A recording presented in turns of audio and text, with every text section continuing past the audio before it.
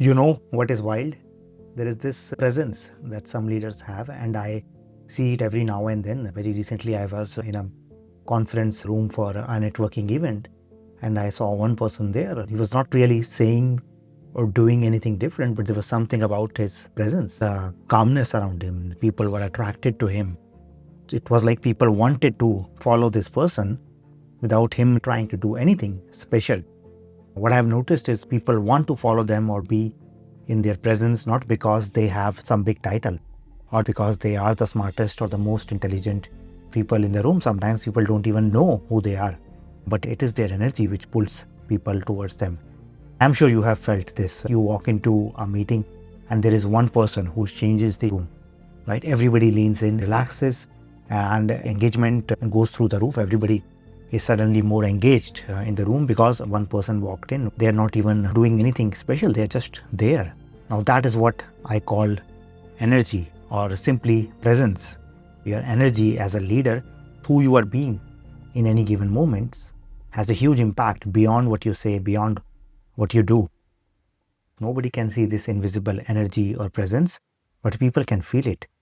Your energy, whether you are being calm, needy, desperate, anxious, passionate, confident, whatever, nobody can see this, but people can feel it. And it communicates a lot more than the words that you use.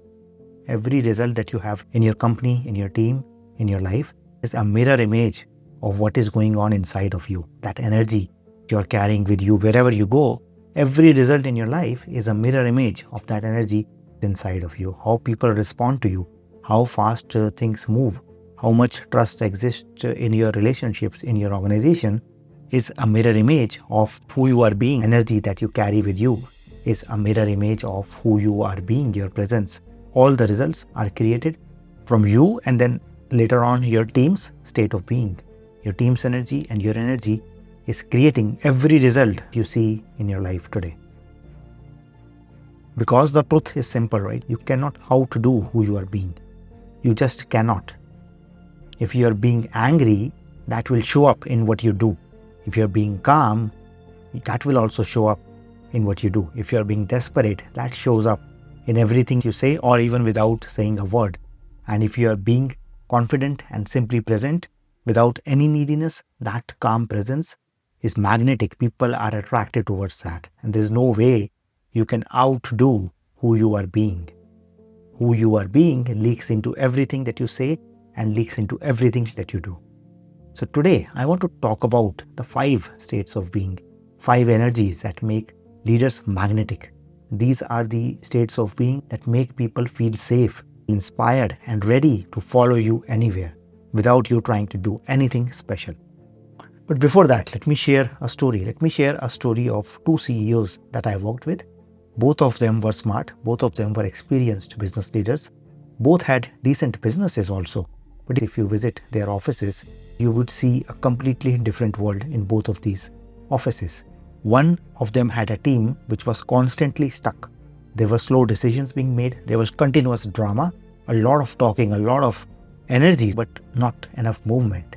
You would get exhausted after being in their office for a single day.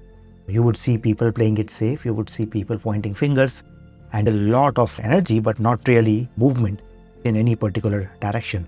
Now the other company, the other CEO's office, when I visited them, the team was sharp. There was communication, but it was crisp. They were moving fast and the people were actually having fun.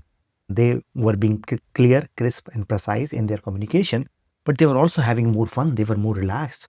There was a sense of ease. You wouldn't get tired after being in their office. You would feel calm, relaxed, and they were having fun while they were crushing it in the business. When I spent time in both of these offices, I saw this immediately. The first CEO was leading from a place of constant pressure which they can't let go of. The second CEO was leading from a place of ease and presence. The first one's energy was basically screaming, we are behind, we need to move faster, we need to do more. Why is this not working? Why are we lagging behind? The second CEO's office energy was more like we have got this together. Let's go, let's do this together, let's support each other. Everything is moving in the right direction, moving at the right pace. Now this small difference in the energy, and this was not visible, right? This was not like this was being spoken all the time. It was being carried by the CEOs and by extension their teams. This difference changes everything, because people don't follow your strategy. People don't follow what you say. People don't follow just your goals. They don't follow your presentations. They follow your energy. They follow you. They follow who you are. Now look, this isn't any kind of woo-woo thing. This is actual science. Your nervous system is contagious, like literally contagious. When you are stressed, your breathing changes, right? Your voice changes. Your body is pumping out chemicals like cortisol and adrenaline when you are stressed. Everybody around you, they are also picking that up. This is actual science. There are these things called mirror neurons. We all have mirror neurons in our brains. They make us sync with the people around us, especially with people in authority, whom we normally call management or leadership. It is called emotional contagion, right? Emotions are contagious. We sense and carry each other's emotions and energies. There are dozens of studies that prove this. When you're anxious, your team is anxious. When you're calm, they're also calm. When you're grounded, they're also thinking very clearly. Your energy becomes the emotional thermostat for everybody around you. That is why this matters so much. Let's come to those 5 states of being that make any leader energetic and magnetic. Let me walk you through each one of these 5 states of being and also show you what happens when you're missing this energetic state. The first state of being is a state of abundance. Now, when you lead from scarcity, which is the absence of abundance, everything feels like a fight. There is never enough time, there is never enough money, there is never enough good people, there is never enough of any resource. And as a natural outcome of that, you feel rushed, you feel behind, like you're constantly trying to catch up. And your team, they also feel that, right? You can't hide that from your team.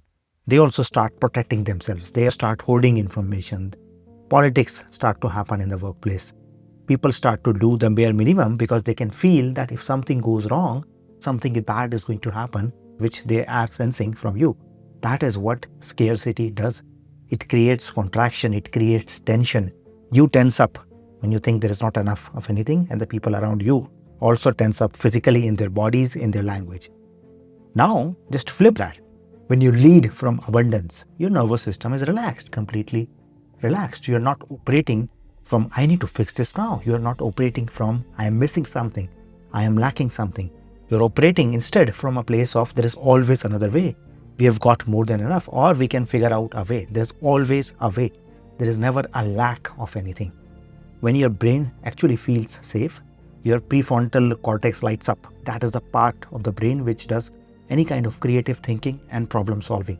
Just because you feel safe, just because you carry of an energy of abundance, you are actually more capable of fixing or dealing with whatever challenges your life, your business throws at you.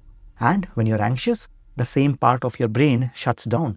The amygdala, which is the fight or flight response part of your brain, takes over, which is your survival brain. An abundant leader operating with a state of being of abundance actually makes better decisions because their biology supports it. When you are calm, your team is also calm. When you're calm, creativity explodes to another level. When you're calm, you also start to see more opportunities. Your team also starts to see more opportunities and is more willing to bring these opportunities to each other, because whatever you see from a place of abundance, from a being of abundance, actually widens. You can see more opportunity rather than threat. Abundance is not being naive. Abundance is not ignoring problems. It is trusting yourself to handle whatever comes. And it is trusting that there are enough solutions out there if you start looking for them. Abundance is knowing that if you can be resourceful, no resource is ever scarce, whether it is time, money, people, or anything else. No resource is ever scarce, and no dream is unachievable. That is the state of being of abundant. For me, that is power. The second state of being, which creates a magnetic energy around you, is the being of clarity and commitment. This one is the backbone, right? When you don't know where you're going, even if it is subconscious, your team can feel it, that confusion, that lack of clarity. Everybody can feel it around you. People hesitate, they second guess each other, they second guess you. They get caught up in politics because they are waiting for a direction from you which never comes. This is not about doing anything or saying anything, so you don't have to announce it, but people can sense whether you have clarity, do you have a direction, or are you wobbly, are you wishy-washy? You don't have to do anything. People can sense it when you're around them. On the other hand, when you lead, when you have clarity and commitment, when you have declared, when you have spoken out, when you have fully understood what you're building and in the direction you're going, something shifts, right? Your words in those moments carry weight. Your words have gravity with them, and you know what you're doing, why you're doing it, and which direction you're heading. Your decisions have power. Your decisions have rhythm. When people start aligning themselves to your movement, you don't have to do a lot of persuasion or convincing, because they can feel the conviction, the clarity, the commitment in your voice, even as you speak, or in your body as you walk through a room. And here's the scientific part behind it, right? When people perceive their leader as decisive and committed, their oxytocin rises. Oxytocin is the chemical which signifies trust. Trust rises when people can feel that you know where you're going, why you're going there, and you're absolutely clear. It makes teams bond. It makes them act together without you having to do anything. But leaders who are unclear trigger the opposite chemical of oxytocin, which is cortisol, the hormone for stress.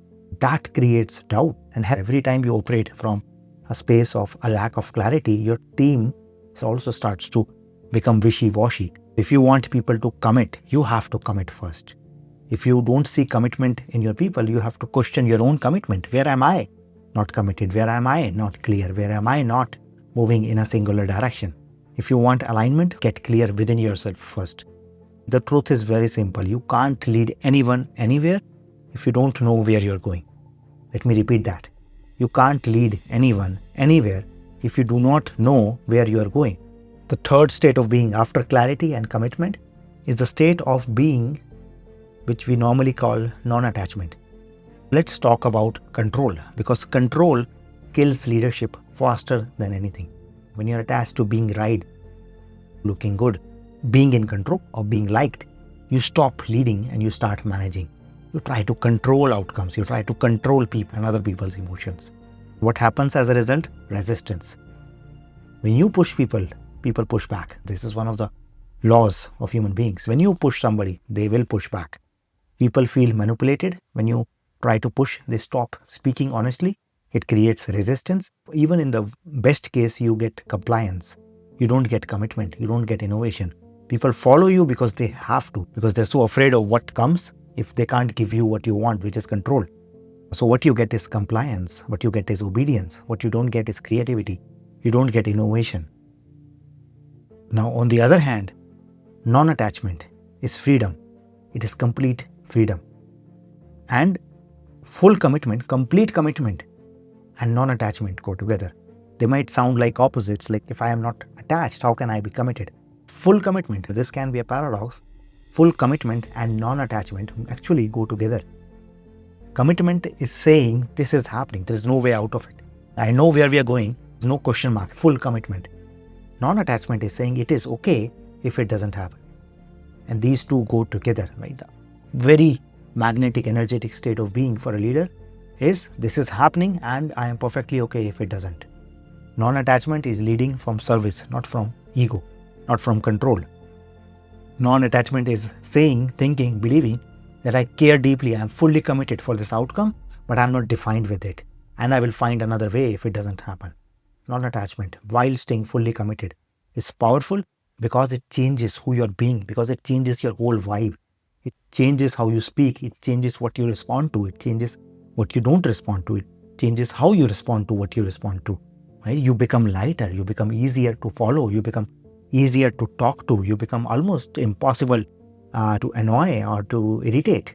Physiologically, non-attachment activates your parasympathetic nervous system, which is the rest and digest mode for us. It lowers your heart rate, increases your presence, you smile, you open up, you make eye contact. This presence is what earns trust, what brings people together. When you're attached, you transmit tension. Whatever you resist persists. So whatever it is that you don't like, that you want to be controlled, it actually increases, it persists the more you resist it. But when you're non-attached, you transmit safety. Things are not going well, and that's perfectly fine. We'll figure out a way. People will feel safe. When you can demonstrate that, not just say that in your words, show up in that energy. And people follow those who can make them feel safe. People follow those who are fully committed yet completely unattached. to the outcome. The fourth state of being, which creates a magnetic energy around you, is choosing a state of responsibility for your own life. Right now, this is the quiet force that separates amateurs from leaders. Now, when you take full responsibility for your results, for your energy, for your impact, you radiate reliability. You can count on me. That is what you radiate when you take full responsibility without any finger pointing for anything happening in your life. Your team can feel it. They stop needing to be managed because you want to lead them, you're leading them. This itself is leadership. And people want to follow you because when they look at you, they see ownership, a calm presence and ownership. They know that you are in control and nobody can take you off that place of presence or center. When you choose responsibility for your life becomes friendly no matter what is happening. Irrespective of the circumstances, when you choose responsibility for your life becomes friendly. Life starts happening for you, not against you. When you take on responsibility for your life exactly the way it is, not the way you think it should be or it was supposed to be. So when you choose responsibility, life happens for you, not against you and not to you. But when you do not take responsibility, when you blame, when you justify, when you stay in victim mode, life becomes unfriendly. It is something that happens to you. You don't enjoy it. You're resisting what is happening. And this energy is contagious. It spreads to your people, to your teams, and the wider company. Your team starts to mirror the same energy. And soon everybody has reasons instead of results. Now, from a state of choosing responsibility, here is what happens inside your body. When you choose ownership, your dopamine rises. That is the chemical that makes you feel capable and motivated. When you choose your life for whichever way it is, when you take ownership of that fully, you get a hit of dopamine and you feel more capable, you feel more in control, you feel more motivated. But when you deflect the blame, when you play victim, when you find reasons or circumstances for your current situation, your brain also gets these short bursts of relief, but then guilt and stress and anxiety come back even stronger later after that. Ownership keeps your confidence compounding. Ownership keeps your motivation, your presence compounding. And avoidance of ownership, avoidance of responsibility slowly erodes the same confidence, that same presence in leaders. So when a leader is telling me, I just don't feel confident, it is not about affirmations, it is about integrity. The question is not, are you confident or not? The question is, are you choosing responsibility for your life? The question is, are you doing what you say because you said so, not because it was the good thing to do or because you were supposed to do that? That's how you build integrity. That's how you build confidence. That's how you build a solid presence. You can't trust yourself when you know that you're out of alignment with your own word, with your own promises. Responsibility is like your inner credit score. Are you the kind of person who does what they say? Are you the kind of person who lives by their own values, by their principles, and apologizes and cleans it up without any guilt, without any blame when you can't do so? No human being is perfect.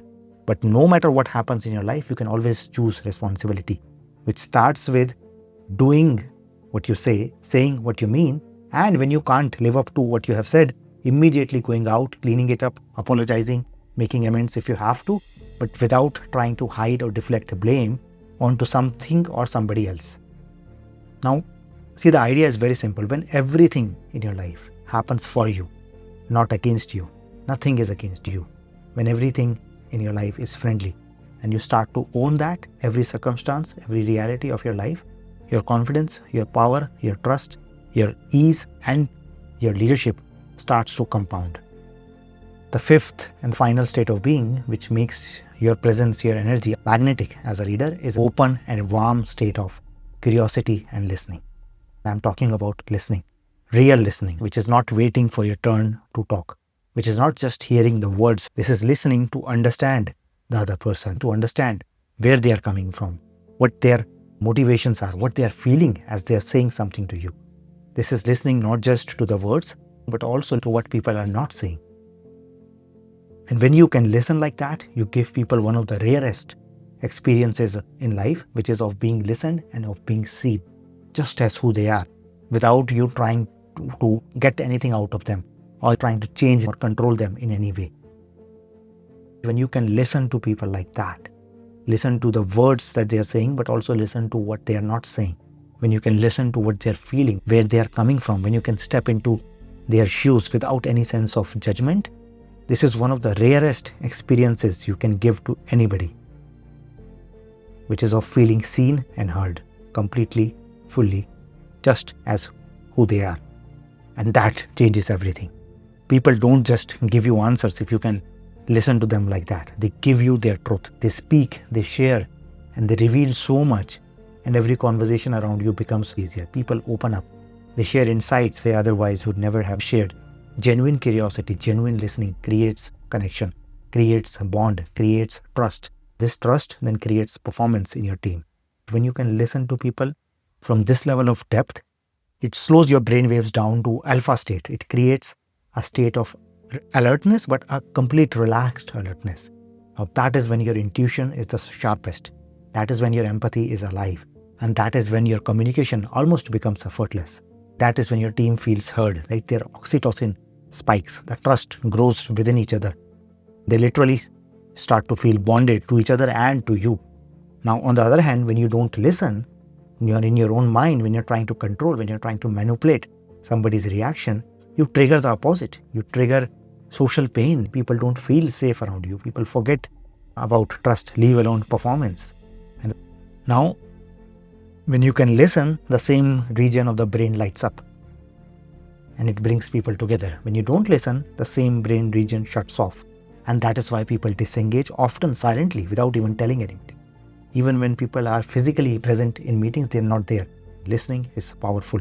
Listening is curiosity about the other person, just the way they are, without any judgment. And that, my friends, is influence. That is leadership. That is the seed of leadership. And now let's take a step back, zoom out, and look at these 5 states of being. These 5 states of being, the energy, the magic behind it is very simple. All of these states of being or energies work together. They are like breathing in and breathing out. Like abundance is soft, but clarity and commitment is strong. Non-attachment again is soft, but responsibility and commitment is strong. Curiosity and listening is soft. But when you can ask a direct question because you have truly listened to somebody, that can be strong. And soft energies open people up. It brings out what people are not sharing. Strong energy gives people direction. These energies are like yin and yang, right? If you're all strong, only in control, you become intimidating. But if you're all soft, you become forgettable. There is no direction. Leadership is the art of blending both of these energies, the soft energy of listening, of trust, and the precise energy of responsibility, of commitment, of direction. Leadership is the art of blending both of these energies, just like you breathe in and you breathe out. That is what creates presence, that rare mix of strength and warmth that makes people want to be around you, learn from you, and follow you even through difficult times. When these energies are missing, the opposite also happens. When abundance is missing, you burn out. When clarity is missing, your team drifts, or there's a lot of movement, but all of the movement is in circles, not in a particular direction. When non-attachment is missing, everything feels heavy. Without non-attachment, there is no freedom. Everything feels personal. When responsibility is missing, there is no trust. Everybody is pointing fingers, and the entire world feels like they are against you. When curiosity, when listening is missing, connection dies. There's no connection if you can't listen to each other, if you can't be curious about each other. When all 5 of these energies are missing, you don't have a culture, you have chaos. When these energies are present, leadership feels effortless. You don't push, you pull. You don't demand trust, you earn it. You don't chase momentum, you create it without even speaking about it. So once again, when you can yin and yang with these energies, when the state of presence is these 5 states of being, leadership feels effortless. You pull. You don't have to demand from people. You almost earn courage, loyalty, trust. You don't have to chase momentum. It happens just because of how you show up and how people around you show up as well. In the end, your organization is a mirror. What is happening in your organization is a mirror. It is mirroring you. Your results, your team, your organization is mirroring you. If your people are anxious, it is reflecting your scarcity. If your people are confused, it is reflecting your lack of clarity. If your people are disengaged, it is reflecting your lack of listening. This is not blame or judgment. This is simply noticing what is going on in the organization with my people, my results, and then beneath the surface with me and my wider leadership team. That kind of self-awareness and acknowledgement is power. Once you see that your energy creates the reality around you, you can change reality by changing your energy. Everything else you do automatically changes because you cannot outdo who you are being. So here is my invitation to you. Stop chasing more tactics. Stop looking for the next book of leadership. Stop reading another book hoping for any secret or powerful framework. Stop looking for an answer outside of you. Start mastering your state. Start mastering your state of being. Start practicing breathing in and breathing out and getting into that calm presence that exudes energy, and you fall in love with who you are. That silence presence, that silence commitment to everything that you stand for, your values, your people, everything that you care about. And you just stay in that calm presence. Because every leader says that they want trust, influence, high performance, and all of these leadership buzzwords. But very few are actually willing to create that energy from the inside out. Leadership is not about what you do. It is about the energy that you bring to what you do. And remember, it is impossible to outdo who you are being. You can never stop the energy that you bring with you leaking out into everything that you do and every result that you have or will produce in the future. Shift your state of being, shift your energy, and you will shift your world. Shift who you are being and you will shift what you do. You will shift your actions and eventually you will transform and totally shift your results. Not because you did something differently, but because who you are being totally changed. There is no way that doesn't have an impact on everything that you do and every result that you produce. So once again, keep choosing leadership, keep choosing your state of being.